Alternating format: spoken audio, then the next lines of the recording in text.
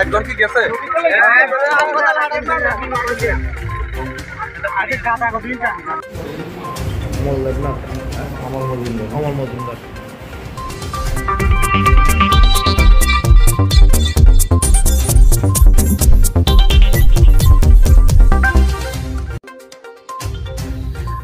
পাখির চোখ ছাড়া আমি কিছুই দেখতে পাচ্ছি না।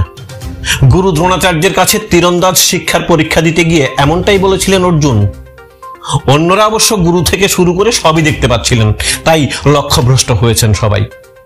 ঘটনার সাথে তাল মিলিয়ে বলা যায় বিলোনিয়া থানার আসল লক্ষ্যটা কোথায় সেটা বোঝাই দায় হয়ে দাঁড়িয়েছে জনগণের। অসহ্য গরম এবং জোড়া হেলমেটের চাপে পড়ে নাজেহাল জনগণ। আমাদের স্বার্থে পুলিশ প্রশাসনের পক্ষ থেকে ঘটা করে ঘাটা হচ্ছে যানবাহনের কাগজপত্র সহ মাথার হেলমেট, কাটা হচ্ছে ফাইন মানি। এটা সত্যি একটি গুরুত্বপূর্ণ দর্শনীয় বিষয়, কারণ জনগণের স্বার্থেই কিন্তু পুলিশ প্রশাসনের এরকম কঠোর পদক্ষেপ। আর এই উদ্যোগকে স্বাগত জানাচ্ছে শুভবুদ্ধি সম্পন্ন গুণী ব্যক্তিত্বরা। এবার একটু সাফ কথা বলা যাক, পুলিশের নজর দ্রোণাচার্যের চরণ নাকি পাখির চোখের দিকে সেটা বোঝাও মুশকিল হয়ে দাঁড়িয়েছে এখন।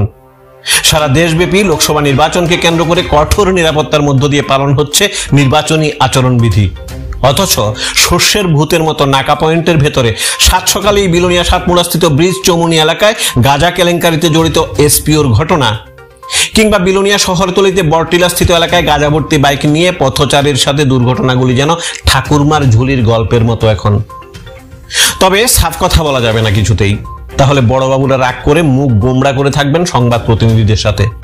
প্রয়োজনে রিসিভ করবেন না মোবাইল ফোন, ওদিক থেকে মিষ্টি গলায় ভেসে আসবে, this number which you have dialled is not answering, please try after some time. যেহেতু যান চালকদের সুরক্ষার্থে পুলিশ টিএসআর এর চক্রব্যূহ বানিয়ে যাচাই করা হচ্ছে কাগজপত্র কিংবা ডবল হেলমেটের মতো সাংঘাতিক স্পর্শকাতর বিষয়, সুতরাং এ নিয়ে ওনাদের এই উদ্যোগকে কুর্নিশ জানাই আমরা। তাহলে আরেকটু সাপ কথা বলা যাক। বিলোনিয়া থেকে অনত দূরে ছোট্ট সারাসীমাতে এক নাগারে 10খানা সড়ক দুর্ঘটনা হওয়ার পর এলাকাবাসীদের সুরক্ষার্থে কি কি পদক্ষেপ নেওয়া হয়েছে, বিলোনিয়া চিত্তামারাতে বারবার সড়ক দুর্ঘটনা কিংবা পলাশের মতো তরতাজা যুবকের প্রাণহানির পর কি কি উদ্যোগ নেওয়া হয়েছে, অথবা ঈশানচন্দ্রনগর বটটিলা এলাকায় অটোরিকশা উল্টে অটোযাত্রীর মৃত্যু, কিংবা লাইট পোস্টে রকেট গতিতে সজোরে ধাক্কা দিয়ে দুর্ঘটনাগ্রস্ত গাড়ি, অথবা গাঁজা পাচার করতে গিয়ে বাইক দিয়ে পথচারীকে মোটামুটি মেরে ফেলার মতো ঘটনা, এগুলো যে নিত্যদিনের রুটিন হয়ে দাঁড়িয়েছে এখন, এটা কিন্তু তথ্য প্রমাণ সাপেক্ষে মিনারেল ওয়াটারের মতো পরিষ্কার। এসব অপ্রত্যাশিত দুর্ঘটনা এবং নাশকতামূলক ঘটনাগুলি নিয়ে লক্ষ্যটা কি পাখির চোখের দিকে নাকি গুরুদেবের চরণে, সেটা বোঝাই মুশকিল হয়ে দাঁড়িয়েছে এখন।